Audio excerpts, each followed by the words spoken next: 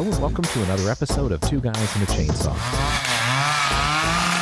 I'm Todd.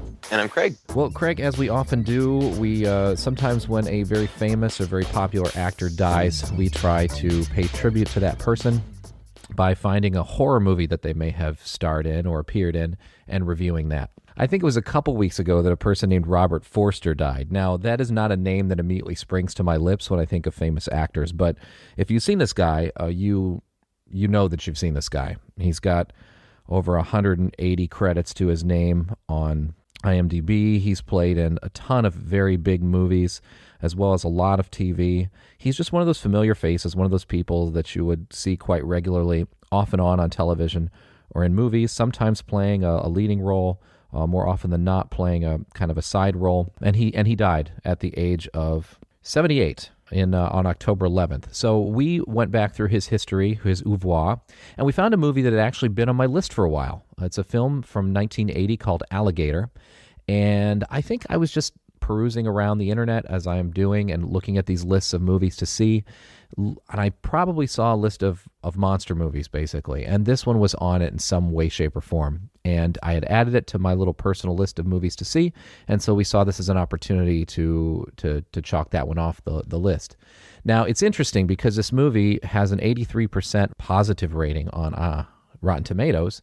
However, I'm a fanboy of Roger Ebert, and he gave it 1 star out of 4 and said, you might as well just flush this one down the toilet like the alligator in the film. So I have to say on the outset, I'm a little bit more on the Roger Ebert side of the fence than I am on the Rotten Tomatoes audience approval rating.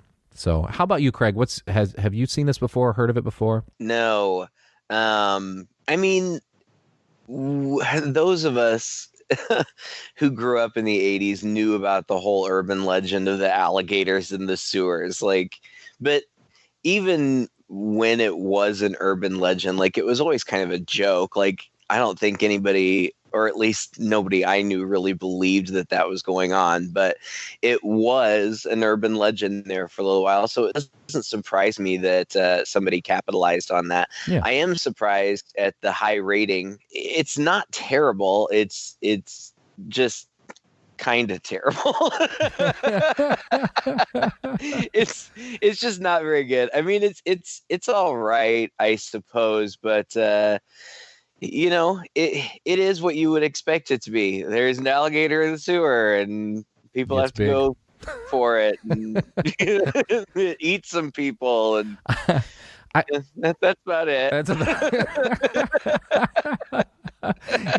I was getting shades of It's Alive with this one, maybe because the baby ends up in the sewer by the end of it, but for some reason It's Alive was just a much better movie than this one. But it has, I mean, it kind of comes from the same era.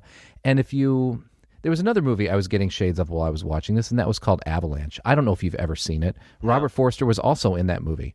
And just at this time, there were a lot of these disaster movies like Avalanche and The Towering Inferno, and then also these kind of monster-ish type movies where some natural occurrence. We're really concerned, as we are now, about the environmental impact of things, and nuclear waste making things grow big, or dumping alligators down a sewer, and then drug testing happening, and the alligator eats the dead dogs that are being subjected to these drug testing, as it is in this movie, and then becomes really, really large, and we have to hunt it down, and man shouldn't play with things he doesn't understand. And It's Alive had a similar bent to it, right? It was all about, was it bad food or chemicals and products and food materials or whatever that supposedly caused this baby to be a monster. So, I mean, it all kind of falls along those same lines. And I don't know if it's also just because of the era it was in. All the movies also kind of have the same feel to them. Maybe just by today's standards, they're not high tension. There's not a lot of a music, kind of a score behind it, just, sort of pumping. And especially in this case, I just never felt like this alligator was such a big a threat as everybody in the film was making it out to be, Yeah. Kind of like if they would have just left it alone. Like, Yeah, like right? I mean, unless you worked in the sewer, you're probably gonna be okay. This is quite true. The problem was they went down there to try to find it and coax it out, right? And then it just Right. ended up back in the sewer anyway. So Right. but that's kind of like saying, what's the big deal about Jaws? If you just don't go in the water, you're fine. So Right. True. I mean, I get that. And this movie tries to do something with it, but God, it was just so boring Yeah. most of the time. I mean, it's a Jaws ripoff, and to say ripoff is fair, but at the same time, Jaws was really successful, and so it makes sense that other people would try to capitalize on that success. And it's virtually the same thing. You've got this natural predator who, for whatever reason, I mean, in Jaws, it just happens to be a really great big shark. In this movie, it's an alligator, and they are, vicious, carnivorous predators in their own environment. Mm. But here, you take it out of its environment and you put it somewhere where it's never supposed to have been. And then, yes, you expose it. You throw in that element of, humans kind of messing with hormones or whatever. And we probably really shouldn't. I don't know, obviously, like hormone therapy and stuff, there are good things about that, but it's one of those kind of, man playing God kind of things where we kind of bring it on ourselves. I don't know. I'm getting all philosophical. It's just a big alligator in the sewer and it eats people. Well, maybe that's part of the problem with this movie is it doesn't even try to get philosophical like that.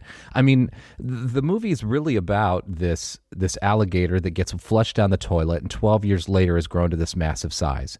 And it gets sort of tracked back to this lab that's performing experiments on dogs and drug like hormone treatments on dogs, and the guy who's supplying the dogs to the lab is also disposing of the dogs from the lab, and he's not disposing of them properly. Everything's a little secret hush hush. I'm not even sure why it has to be. It sounds like the therapies and everything that they're doing are pretty normal and pretty typical, and the fact that they're experimenting them on the dogs isn't raising any red flags, and so I'm not sure, except to save money, maybe why I this. think that's what it is. I think they're trying to cut down on costs. But even that isn't really like harped on in the movie. It's like it's kind of like, okay, well now we figured out where it's coming from, but let's get the alligator kind of thing. And so it's not like It's Alive or some of these where this kind of moral question about that is really coming back to as a theme in the film. It's like you said, it just becomes a giant alligator movie. Yeah, well, and that's the thing, like what they kind of try to make the pharmaceutical company seem very kind of like shady and nefarious, but what they're doing really isn't, I mean, we're still doing it today. They're trying to do hormone therapy on animals like cattle to make them larger for consumerism. The bigger the cow, the more meat you get, like it's not like they're trying to raise an army of mutant cows that are going to take over the world or anything. I don't know. You're right. I think that on the one hand, it does kind of try to make this pharmaceutical company seem very corrupt, and they are really, but what they're doing doesn't really warrant that level of corruption. So it's just all kind of silly. I wanted to talk about the opening scene just because I thought it was kind of funny, and that it set up and I also have a question. So allow me to summarize. This opening scene opens in one of these like Florida style alligator parks, which again we still have, where they have like these in America. We have them. I don't know. Maybe the rest of the world has. Oh God, no! Trust me. Has evolved. I've been to a tiger park here in China, and I won't. That's a story for another day. That was quite an experience. We may have to talk about that later. Definitely. But anyway, okay. So this little family goes to this alligator park, and they've got these alligator wranglers. Kind of like these Steve Irwin type guys who get in there with the alligators, and they say at one point, the guy who's doing the announcing says, we promised you alligator wrestling or whatever, but the wrangler trips and is attacked. by one of the gators. And this little girl in the audience is watching this in horror as her parents are like, oh, it's just part of the show. And she's like, no, it's real. But they get the guy away. I mean, he's hurt. You know, he got bit in the leg, but, you know, they get him away. He'll probably be fine. Mm-hmm.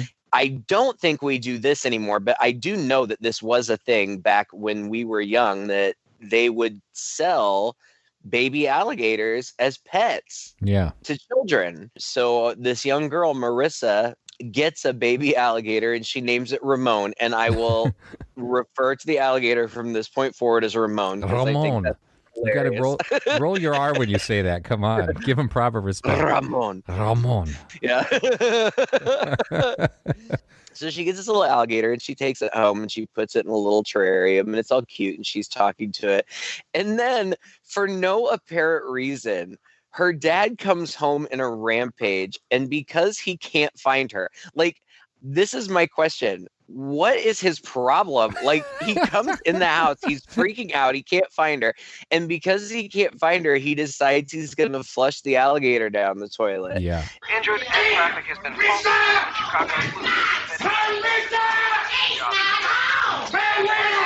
He's at school at the science fair. Now, what are you going to do with him? I'm going to get rid of it. This alligator turd is going to close hammer And what are you going to tell Marissa? We tell her we found it dead like we did with a hamster. So, like, they let their kid keep getting these pets and then they just keep killing them because they're irritated? Like, what? I didn't get that either. Random. That was so cheap. I could not understand that at all. I mean, I guess the one thing you got to say for this movie is it doesn't take long to get to the point. The problem is, right, that's true. Maybe it gets to the point a little too soon and doesn't have much to go with afterwards. Maybe. So we get to watch this little baby alligator get, you know, like, fly through the sewers and or the pipes and then land alive, of course, down in the sewers. And then it cuts to 12 years later. But gosh, it was just such a funny setup scene to me and so random. Yeah. It wasn't clever. Let's just put it that way. No, it wasn't clever. I mean, then later we meet Marissa again, but nobody ever realizes that it's Ramon, the alligator. In this, that one time she's like, "Oh, when I was little, my dad bought me an alligator, but it died, and they had to flush it." But that's the only connection. But it cuts to 12 years later, and we've got this cop, Detective Madison. Now, is that, I wasn't even paying attention. Is this the gentleman that we're paying tribute to? Yes. This is Robert This is Robert Forster, who we were paying tribute to today. Yeah, and I mean, he is recognizable, but nothing clicked for me. Like, yeah, he was a familiar face, but not one that I could specifically tie to anything. But he's a nice looking guy. There's a running joke that apparently he ad-libbed, you know, jokes about, and he did this in other movies that he was into. He's got a receding hairline, and like there's this recurring joke that people are always pointing out and mentioning his receding hairline and what he should do. Kind of funny. Yeah, I guess. Anyway, so he's in a pet store and he buys a puppy because he had a dog, but somebody stole it. And the pet shop owner, who was far more familiar, but I didn't look him up. Oh God, you've seen him in 1,000 things, haven't you? He always plays the same character, right? He's just he's goofy. He's a little bit effeminate. He's got he's a bigger guy. He's bald. He wears glasses. He's got kind of a higher pitched voice. He's been in a million things. It doesn't matter. But anyway, he's acting shady, and it becomes pretty apparent right from the beginning that he is the one who is stealing these dogs. Amidst all of that going on, Detective Madison is also a cop, and he is called to like these sludge tanks, I guess. I don't know if it's, I guess it must be part of the sewage system. And they have found a human arm, and they've talked about how recently they found some other human pieces. So they're trying to figure it out.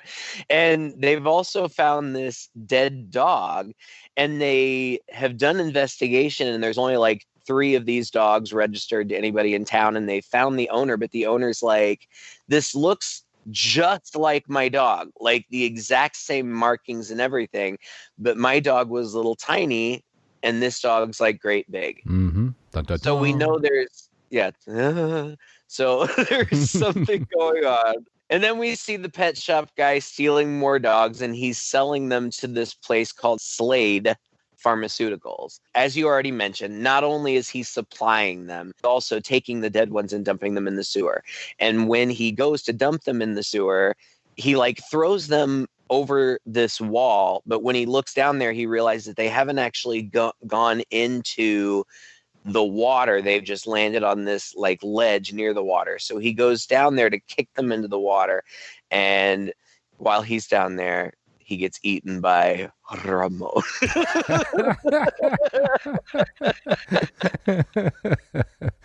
Yeah. And thus begins this investigation, because body parts are kind of showing up in there. And of course, they find this guy. I guess people are down in the sewers all the time to find all this stuff. I guess. And and our investigator gets called in, and this is the funny thing. So then this guy has a past, as is very typical for these police procedural movies, right? Yeah. Which is kind of what this ends up being, to its detriment, I think.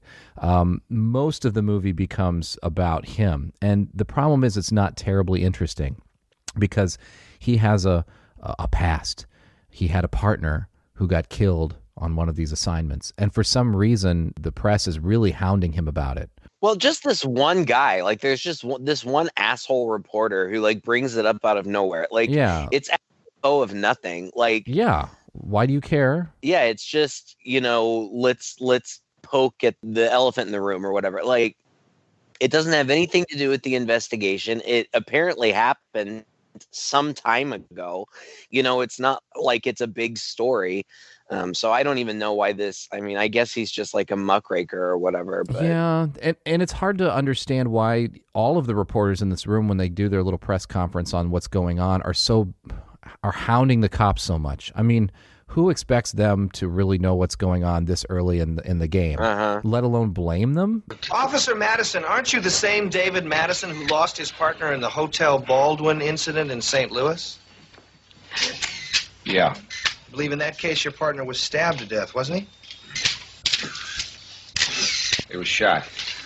That's right, I'm sorry. It's like, what are you saying? This guy's been chopping up bodies and putting them in the river and then discovering them and starting an investigation about it? and it doesn't even seem like he died mysteriously. Like, he just died on duty. Like, Yeah. sadly, these things happen. That's part of police work. Yeah. So I don't really know what the big deal is. You don't hound him about it. And then it becomes this thing where he goes down into the sewer and they're looking for stuff, and he goes down with another. He takes another guy with him. Like, the red shirt guy. The red shirt guy. Nobody wants to go with him, but this one like rookie like volunteers to go with him. And I think that this rookie goes with him because he's interested in his past and he kind of wants to know more about it. But he's not being a jerk about it. No. He's just kind of talking to him or whatever. And they go down there to check it out, and they like the movie tries to build tension. And that's the other thing too. Like, I've got all these notes, like other things happen, but they're just not even worth mentioning because they're just like some guy comes in with a fake bomb into the precinct, and like that's supposed to be all tense and stuff, and it turns out it's just a radio, and like again, lame, apropos whatever. of nothing. Right.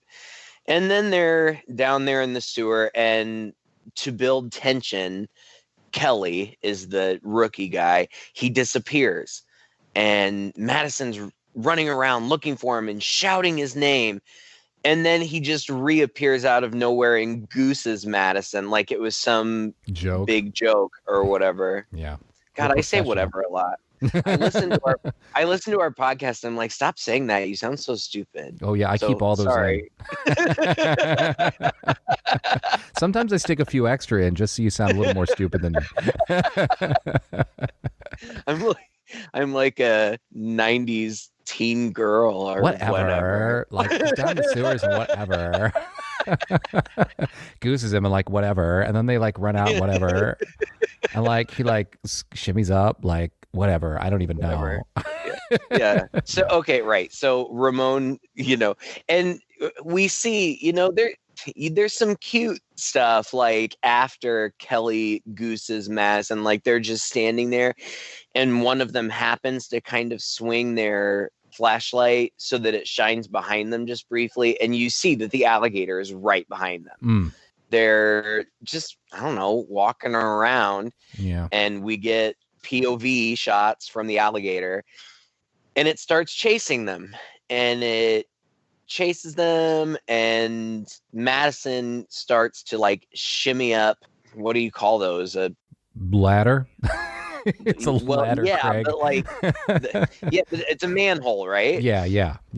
He goes up there and Kelly follows him, but Madison can't get the manhole cover off, and so it's tight in there, and so Kelly's legs are still hanging out where Ramon can get them, and it does, and it grabs him and drags him off. So now Madison has been present for the death of two quote unquote partners. Yeah. Which just spurred that reporter on even more. Yeah. And so then the reporter is like, oh, what's going on? And he decides to just go down into the sewer and look for himself, which is, I don't understand this part either. But he decides, I'm going to go down in the sewer with my camera and investigate this for myself and see if there really is this mysterious alligator that he's blaming this death on. So he does. He goes down to the sewer, and sure enough, the alligator eats him too. But the lucky thing is that his camera's going off like 10 times, and they do find the body and they find his camera and they develop the film, and sure enough they have indisputable proof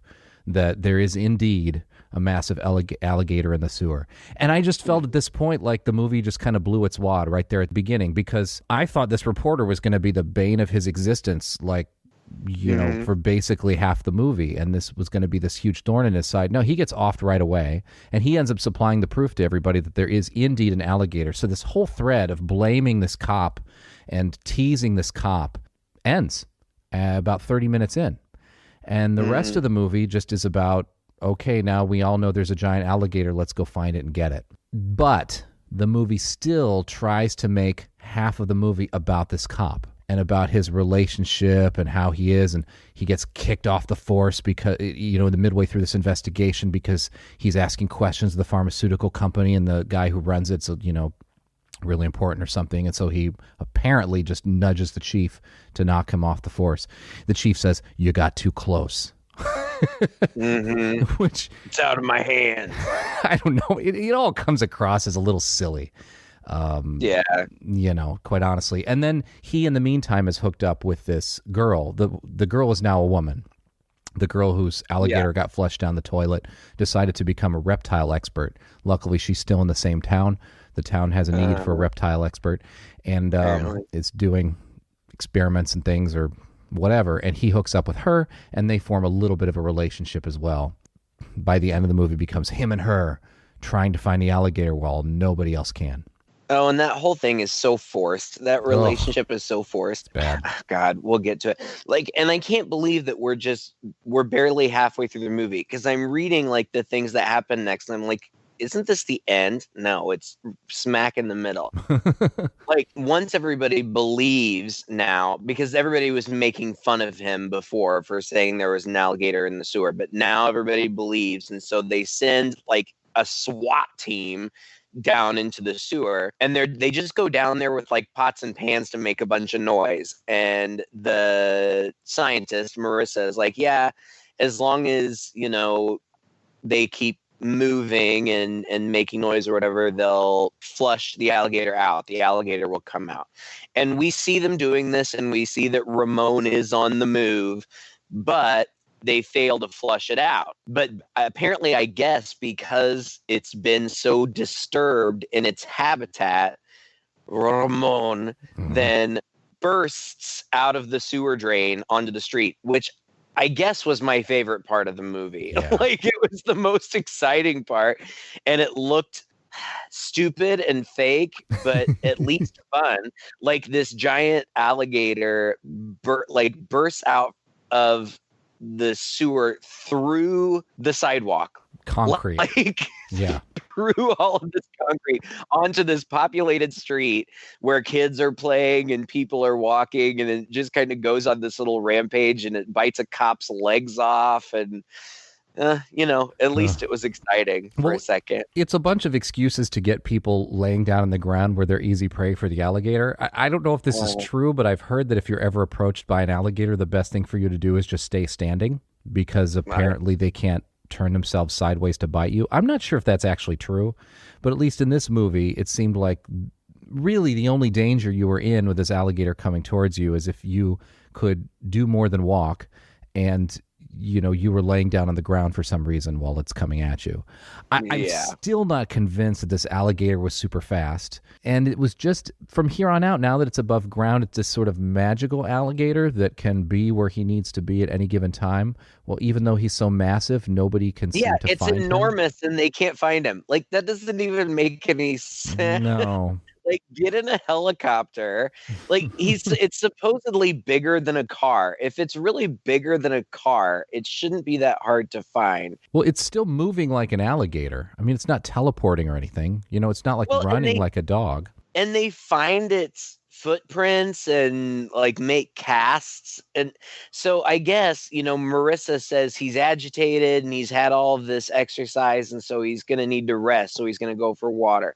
Like, they track him to this lake or pond in the city, and they bring in this Colonel Brock, who's like a large wild game hunter or something. Like, he's clearly supposed to be the equivalent of Quint from Jaws, right? But he's not cool. He's just a douchebag. He's douchebag. And he hardly has any role at all. Yeah. I mean, he shows up to brag about how great he is, and then he disappears for a while, and then he has one more scene where he finds the alligator in an alley and immediately gets eaten by it. Like, that's just it. The alligator. The alligator, who almost like Jason style, is just hiding in a pile of garbage at the end of the alley waiting for somebody to come out. Yeah, it's bad. At least it's kind of fun. Like, when everybody gets eaten, you see them kind of get eaten. I mean, the movie doesn't do it all in shadow. It's not super convincing, but at least there's an animatronic alligator involved and some blood. There is, and when it works, it works pretty well. Just like with Jaws, they built this big animatronic creature, and just like with Jaws, it malfunctioned all the time.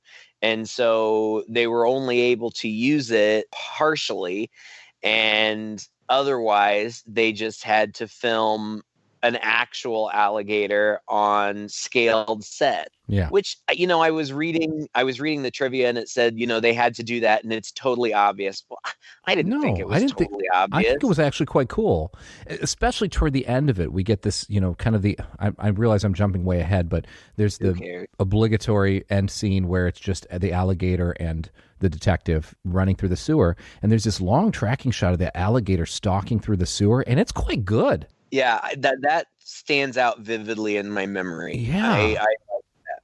It's because it's a real alligator and he's moving, and maybe I've just never seen an alligator really move up on its legs like that before, but because of the scale, it looks really big, and it seems to be moving just a little bit faster and in a very determined way towards him, and that was cool.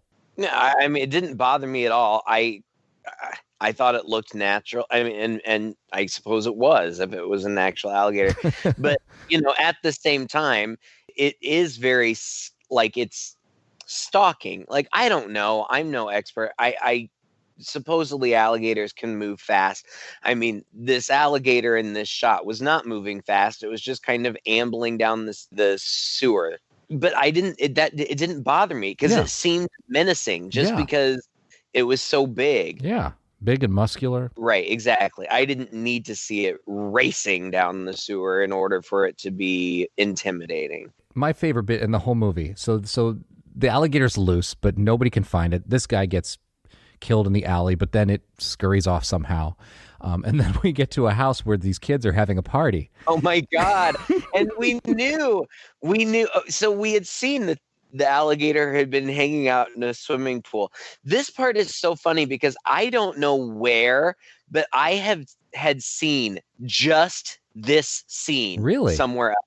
I have no idea in what context, but I know that I had seen just this scene before, and it had to be on some kind of countdown of like craziest deaths or something. I don't know, but it's hilarious. I thought for a minute it was Halloween, and I thought, oh, this is like perfect like Halloween movie for us. These kids are having, I guess, this costume party or maybe a themed birthday party at night, and a few of these kids are dressed up as pirates, and they come out of the house into the backyard, and mom's sort of calling after them like, hey, come back.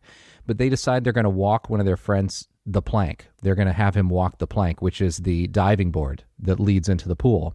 And so we know that the alligator is in the pool, and I'm thinking, no, this isn't actually going to happen, is it? Because this movie up to now has been kind of TV movie, right? I mean, Yeah, it's very much. It's TV movie tame and lame.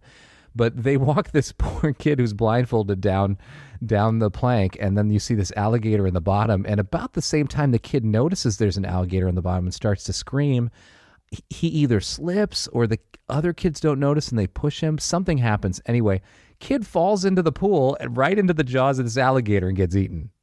There's there's blood in the pool. Oh God, I couldn't believe And he's a it. little tiny kid. I know. I was surprised. Well, I wasn't surprised because I had seen this scene before, but I mean, you don't see that No, often. you don't. They pull punches here, but no, just toss the little kid to the alligator. That was great. Yeah. Meanwhile, Marissa has studied the pituitary gland of that big dog from earlier, and so we find out that they've been bombarding them with hormones, and the alligator must have eaten the hormones, and that's why it made it so big. Okay, great story, whatever. And like you said, Madison gets kicked off the force because he's pushing too hard on this pharmaceutical company, and the pharmaceutical guy obviously has ties. He calls the mayor, and Madison gets kicked off the force. But before he leaves, he goes into the evidence room, I guess, and steals that fake bomb that I mentioned from earlier. And he also steals some real dynamite. So, I guess he's planning on making a real bomb out of it. That's convenient, isn't it? Yeah, and not hugely illegal at all. No, of course. But Madison and Marissa go into the sewer with the sewer guy, and they find the nest. And Marissa says, if it can come back, it'll come back. Somehow we find out that the old corporate guy, Slade, from Slade Pharmaceuticals, is going to be throwing a wedding for his daughter. And the second that he mentions that, you know exactly what's going to happen. And I'm like, oh my God, thank God there's going to be a huge alligator at this wedding. It's going to be amazing. I was thinking the same thing. I was like, at least I could slog through this movie to get to the alligator rampage at the wedding. Yes. And then they go off on this whole thing where Madison, I feel like they kind of try to make him a ladies' man. He's flirting with Melissa, but his flirting is so bad. He's like, let's go to dinner. And she's like, okay. He's like, okay, but before we go, I'm going to need to know if you're going to spend the night with me afterwards, because if you are, I'm going to have to eat up or something. Well, I might have, but since you just said that, gross, no. Nope, that's not what she she's says. Yes. Yeah, you know it. They don't even make there. it to dinner. No. They just It's so forced and bad. It is. It's unnecessary. You don't even they care. Could have been friends. Yeah, nobody cares. He's not that interesting. She's not that interesting. No. Ugh. She's really pretty. I mean, I get why he's into her, but whatever. It does give him the story as they're lying in postcoital bliss for him to tell the story of how his partner got killed. But again, it's really not all that dramatic. I was looking at the guest book, checking the license plate numbers. This guy comes up behind me, sticks this thing in the back of my neck, says he's going to blow my brains out. Took my gun, gave it to somebody else who was hiding. Made me lay on the desk face down. I heard yelling upstairs and shots. guy behind me ran. I couldn't move. It's like my legs were gone. When I finally turned around, Jerry was coming down the stairs. He was dying. But it was later that he found out that the guy who stuck a gun in his back didn't even really have a gun. Like, it was just his fingers or a marker or something. Yeah. And so that's why he feels so guilty about it. But then that's it. Like, the end of this backstory. Yeah. What's the point? Mm-hmm. Yeah. And then they go to dinner, and he's just unnecessarily mean to her for no reason. like she says something like, I trust you, or I see you. And he's like, whoa, back off. Don't get so close so soon. And she's like, okay, I'm going to go home. He's like, all right, fine, bye. Like, this is not drama. This is just stupid. And it's completely without any purpose or point, because then just the next morning he goes and finds her at her house where she lives with her mother, and they make up and get busy in her childhood bed. Like, yeah. Stupid. Yeah. And then they just kind of stand over a map for a while and decide that the alligator must be going downstream. And downstream leads right to the Slade mansion. Right. There's a scene where the cops find the alligator in the water, and they're in a boat, and they're shooting at it with like machine guns and stuff. And it's still diving under the water, and they fly their boat over it, and the boat flips over, and then a bunch of them end up in the water. The other part of the boat, like, they have explosives in their boat, grenades, I guess, to try to explode the alligator, or to try to get it out of the water by setting charges. This was Brock's suggestion anyway earlier. And the dude, when he flips the boat, it detonates one of those, and that explodes too. So we got all these kind of convoluted reasons for these high action scenes that really, like, it's also like the police officer earlier who crashes his car because the alligator's in the middle of the road and he swerves. It's like he doesn't just crash his car into another car. The car hits a parked car, completely flips over, everything explodes, and then he crawls out of it.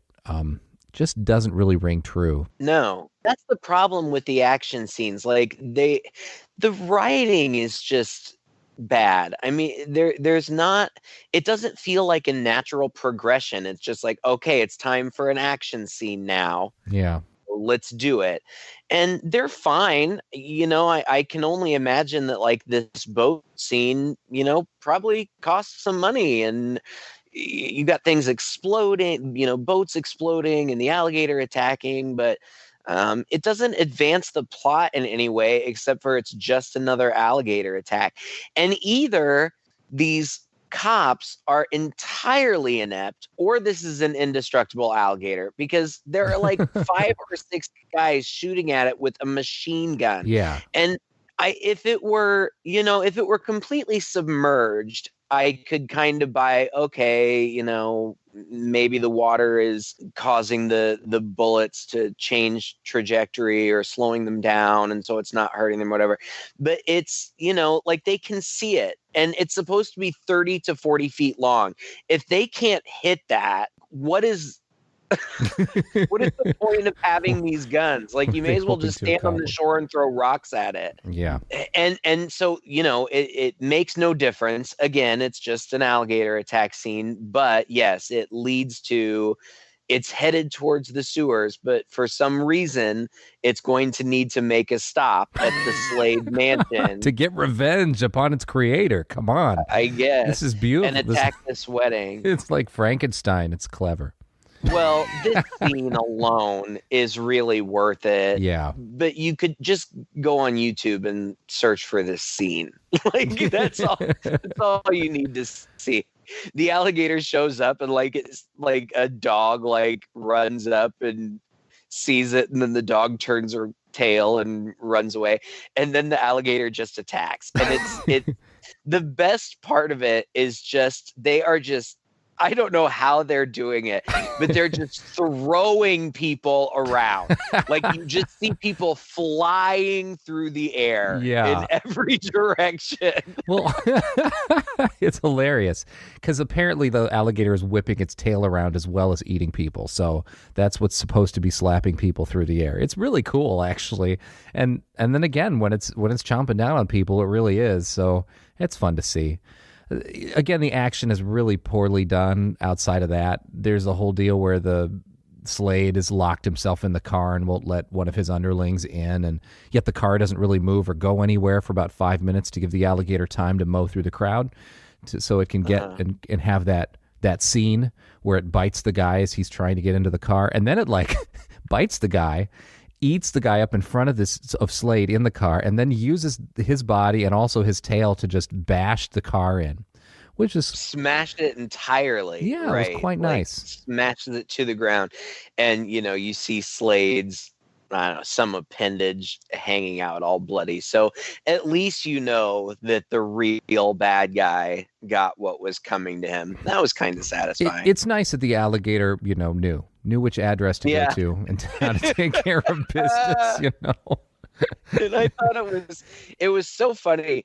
The Slade guy had like gushed over his future son-in-law earlier, like to a ridiculous extent. Like, he's my right-hand man. He's my right-hand man. Like, I couldn't stop talking enough about this guy. And then I don't know if you noticed, and this is super mean because it's not nice to judge people on their appearances, but his daughter is ugly. Like, did you notice? Like, he's marrying off his ugly daughter to this guy that he has a big crush on, apparently. He just wanted to get closer to him, I think. Yeah. Well, he did have a weird scene earlier in the office that was very awkwardly staged where he came around the desk and sat like a foot away from him on the edge of the desk, but was basically towering over him. That was weird. Wasn't it? With his legs wide open? I thought, like, what's gonna go on here? Yeah, it was suggestive. Like that was a power move. Like, it was. I'm gonna sit right in front of you with my stuff right in your face. Underling. Oh man. Anyway, whatever. Yeah, hilarious. So Ramon goes back into the sewers, right? Yeah, because that's where he retreats to. And Madison and Marissa are there, and Madison goes down there by himself. Marissa never encounters really the alligator at all. I mean, I guess she kind of sees him in the river, but that's as close as she ever gets to him. And Madison goes down there, and he's going to set this homemade bomb that he made. And he finds Ramon, and it's already been established earlier that there are these methane pockets in the sewer, and they end up in one of these methane pockets, and Madison sets the bomb, and then he ascends a manhole that he's going to come out of, but just as he gets to it, a car rolls over it and is stuck behind a garbage truck. And it's a funny kind of thing where Marissa is like trying to convince this woman to move, and she's like, "What? There's a garbage truck." But what I don't understand is, how did Marissa know he was there under that manhole? Well, he said something about, "I'll plot out which manhole I'm coming out of." He did? Oh, okay. He said something about it. I don't know. So she ended up there. But it seemed like while he was down there, he was just kind of running around at random. Yeah, it didn't seem like there was a rhyme or reason to it, but I guess there was. He had his explosive on him, and he set it, to count down. And he had dropped it down into the alligator's mouth, I guess, or down at least into the sewer. Below him, and was just going to pop out the manhole, but it got blocked. So anyway, there's this tension-filled scene, and she runs in and eventually moves the car, and he climbs out just in the nick of time for the whole sewer to explode and the alligator to be definitively dead. And they stare down the manhole and go, "Well, that's that." Like, they literally say that. And then at the end, the camera zooms down back into the sewer, and you see another little baby alligator pop out. Maybe in 12 more years, we'll have another giant alligator to contend with. Dun da da. Yeah. I don't know. Yeah.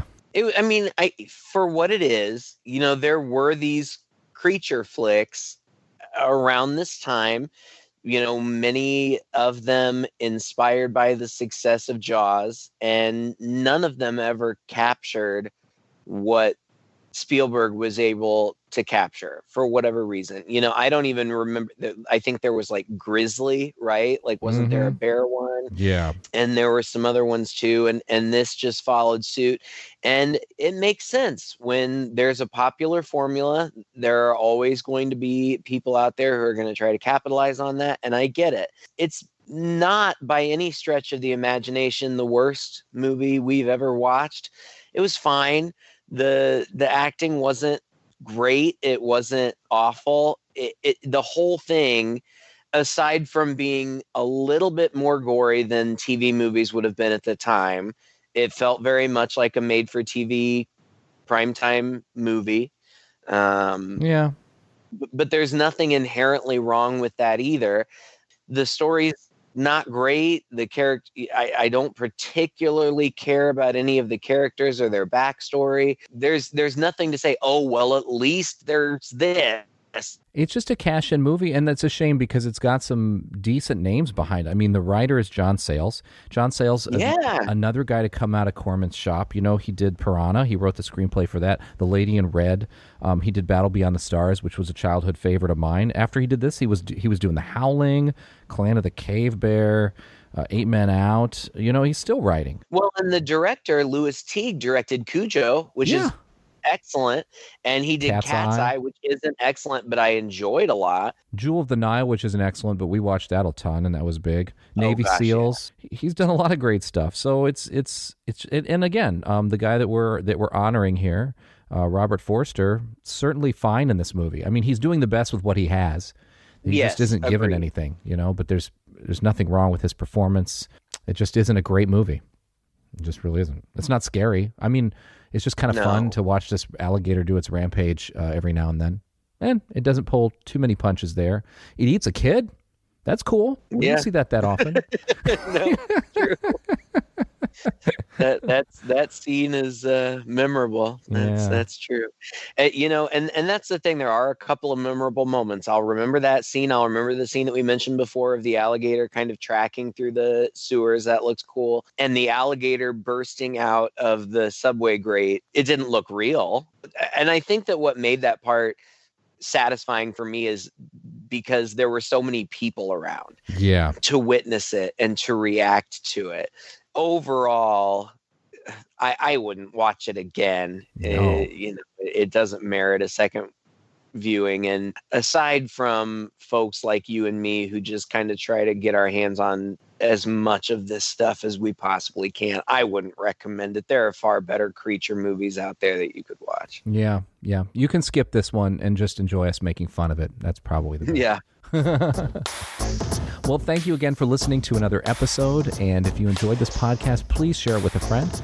You can find us on Facebook and leave a comment there. Just search for Two Guys and a Chainsaw. We also have a website out there. Leave a comment there as well. Give us some requests. We do have a growing list of requests, and we do hit those from time to time. We also have some holidays coming up. We have Christmas and Thanksgiving, and we're definitely looking for appropriate movies to do for there. So if you have some good holiday horror films, please give us a ring and give us some ideas. Until next time, I'm Todd. And I'm Craig. With Two Guys and a Chainsaw.